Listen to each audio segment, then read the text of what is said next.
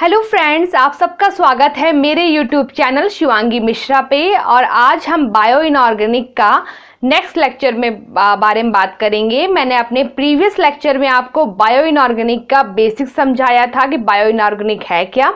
साथ ही साथ मैंने आपको वहाँ पर पोरफायरिन कॉम्प्लेक्स के बारे में और मेटलोपोरफायरिन कॉम्प्लेक्स के बारे में एक्सप्लेन किया था। उन दोनों की स्पेक्ट्रल प्रॉपर्टीज़ को भी अच्छे से बताया था आपको।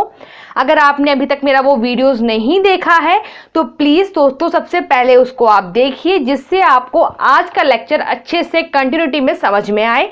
उसके लिए मैं आपको डिस्क्रिप्शन बॉक्स में लिंक प्रोवाइड कर दूंगी अपना बायो इनऑर्गेनिक के फर्स्ट लेक्चर का। तो दोस्तों आज का हम लोग टॉपिक शुरू करते हैं।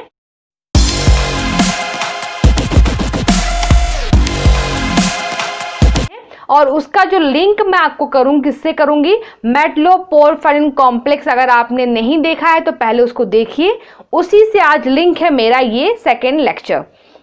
जो मेटलोपोरफायरिन कॉम्प्लेक्स है वो क्या है, उसमें क्या था, वो चारों तरफ पोरफायरिन की रिंग थी, बीच में एक मेटल प्रेजेंट था। वो मेटल किससे अटैच था, जितने भी नाइट्रोजन ग्रुप प्रेजेंट थे उससे अटैच था। वो पूरा एक कॉम्प्लेक्स फॉर्म कर रहा था। तो आज भी हमें वही है कि पहला एग्जाम्पल अगर हम बात कर लें मेटलोपोरफायरिन रिंग का, क्या है, वो है हीम ग्रुप या फिर हेमे ग्रुप। हीम ग्रुप बोलिए या हेमे ग्रुप बोलिए, इसमें क्या होता है, हमारे पास प्रेजेंट होता है एक एफी। एफी क्या है, आयरन है जो एक मेटल है, राइट। वो बाइंड होता है किसके साथ, पोरफायरिन के साथ बाइंड होता है और क्या बनाता है, एक हीमो कॉम्प्लेक्स या फिर हीमो ग्रुप की फॉर्मेशन करता है।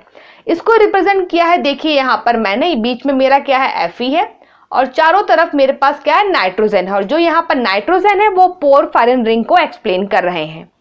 ये मेरा शॉर्ट और रफ तरीका है एक्सप्लेन करने का, और आगे भी जितने वीडियोस आएंगे बायो इनऑर्गेनिक के अंदर उसमें मैं आपको इसी तरह से रिप्रेजेंट करूंगी पोरफायरिन रिंग को। अब इसके अंदर बात करते हैं हीमो ग्रुप के अंदर फर्स्ट वन पॉइंट की, कि इसकी ऑक्सीडेशन स्टेट क्या होगी। एफई की जो प्रेजेंट है इस हीमो ग्रुप के अंदर वो हमारा है +2 ऑक्सीडेशन स्टेट में प्रेजेंट होता है एफई यहाँ पर। और जो +2 ऑक्सीडेशन स्टेट है वो क्या, उसकी लो ऑक्सीडेशन स्टेट है एफई की।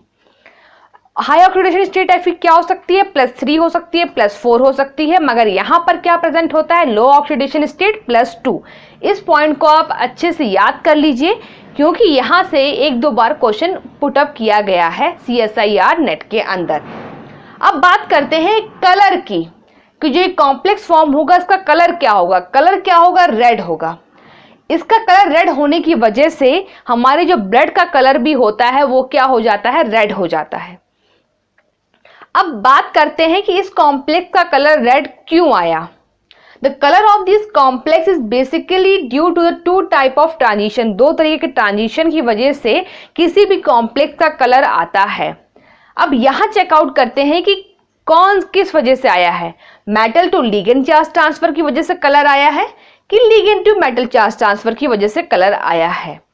ये जो लिगेंड टू मेटल और metal to ligand charge transfer की जो पूरी थ्योरी है और पूरा जो बेसिक कॉन्सेप्ट है, ये आपको कोऑर्डिनेशन में एक्सप्लेन किया जाता है जब आपका कोऑर्डिनेशन केमिस्ट्री पढ़ते हैं। तो यहाँ पर बहुत डिटेल में जाने की ज़रूरत नहीं है, तो इसलिए मैं आपको यहाँ पर इसको नहीं एक्सप्लेन करूँगी। जब हम कोऑर्डिनेशन के बारे में बात करेंगे तब हम आपको अच्छे से समझाएंगे कि metal to ligand charge transfer या फिर ligand to metal charge transfer क्या होता है।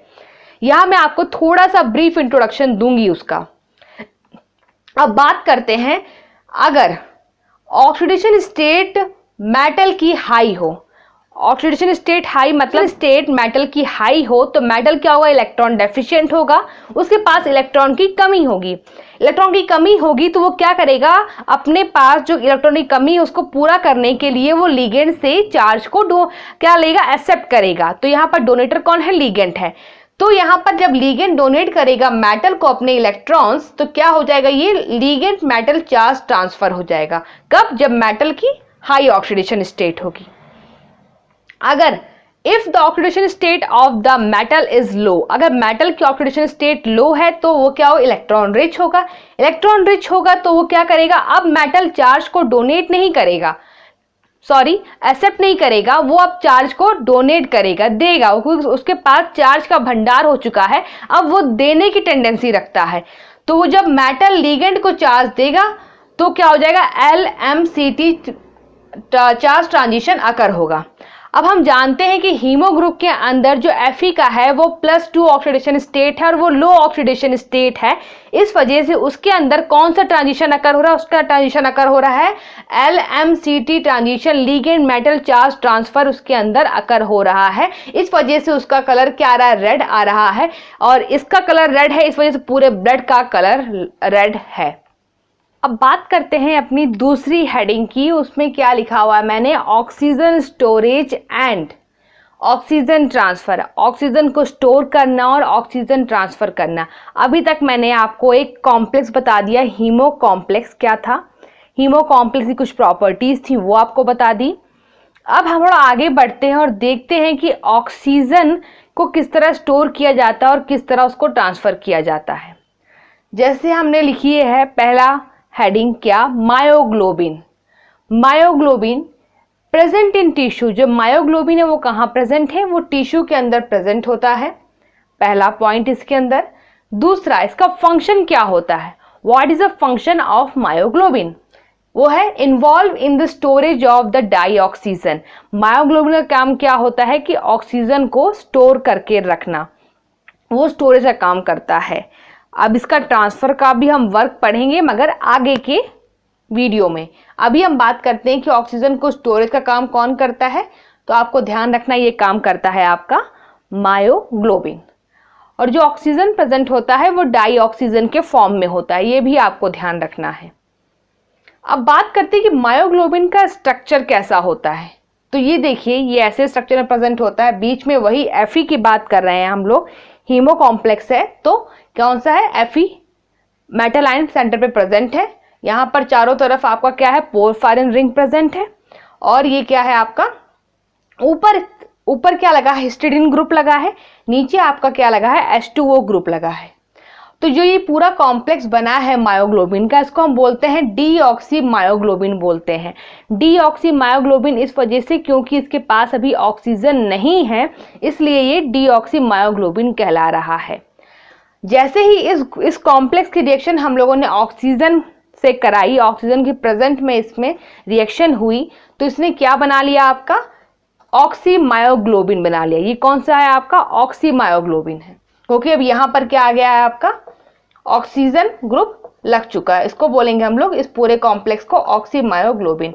अब इस कॉम्प्लेक्स में चेंजेस क्या हैं, चेंजेस ये हैं कि यहाँ पर H2O लगा हुआ था, तो इसकी जगह पर अब वाटर की जगह पे अब कौन आ गया है आपका, ऑक्सीजन आ गया है, तो यहाँ पर ऑक्सीजन लग गया है। अब ऑक्सीजन लगा तो है मगर ऑक्सीजन किस फॉर्म में अटैच है ये भी आपको जानना है, अच्छे समझना है, क्योंकि क्वेश्चन जो पुटअप होता है वो यहीं से होता है कि ऑक्सीजन आपका कैसे बेंड की फॉर्म में लगा होता है। ये इंपॉर्टेंट है, आप हाईलाइट कर रही हूं मैं इसको, बेंड की फॉर्म में रहता है, इसको आप नोट डाउन कर लीजिएगा। और जो Fe होता है, Fe यहाँ पर भी +2 ऑक्सीडेशन स्टेट में होता है, यहाँ भी Fe +2 ऑक्सीडेशन स्टेट में है, और हीम ग्रुप के अंदर Fe +2 ऑक्सीडेशन स्टेट में था ही। और ये जो पूरा ग्रुप है सेंटर वाला, ये तो हीम ग्रुप ही आप ये जानते हैं। बस यहाँ पर दो अलग टाइप के ग्रुप और अटैच हो गए, तब डीऑक्सी मायोग्लोबिन हो गया, और यहाँ पर दूसरा अटैच, यहाँ पर वाटर की जगह ऑक्सीजन हो गया, तो ऑक्सी मायोग्लोबिन इस ग्रुप को बोल दिया गया। ये हो गया इसके अंदर। ये क्या हो गया मेरे कि टिश्यू के अंदर present involve in the storage of oxygen. अब इसके मायोग्लोबिन के पास क्या, ऑक्सीजन आ गया है और इसने इसको स्टोर करके रख लिया है। अब एक इंपॉर्टेंट पॉइंट और आता है, कई बार आपसे पूछ लिया जाता है कि जो oxygen frequency found to be the 1100 centimetre inverse when bind with the oxygen, जो ये जो ऑक्सीजन है आपका डाईऑक्सीजन है, इसकी फ्रीक्वेंसी क्या है, इसकी फ्रीक्वेंसी क्या होती है जब इसको हम डीऑक्सी मायोग्लोबिन के साथ बाइंड करा देते हैं।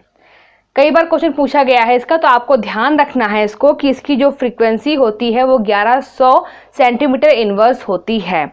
और जो ये ऑक्सीजन डाईऑक्सीजन है यहाँ पर है, इसको क्या बोल देंगे, सुपर ऑक्साइड बोलेंगे। ये जो ऑक्सीजन है प्रेजेंट है, इस ऑक्सीजन को क्या बोलेंगे हम लोग, सुपर ऑक्साइड ऑक्सीजन बोलेंगे, क्योंकि जो सुपर ऑक्साइड ऑक्सीजन होती है उसकी जो फ्रीक्वेंसी होती है वो 1160 सेंटीमीटर के इनवर्स होती है। और ये जो 1100 सेंटीमीटर आपको इनवर्स है वो उसी के आसपास नजर आ रही है, इसलिए जो ये ऑक्सीजन डाईऑक्सीजन है ये क्या है आपका, सुपर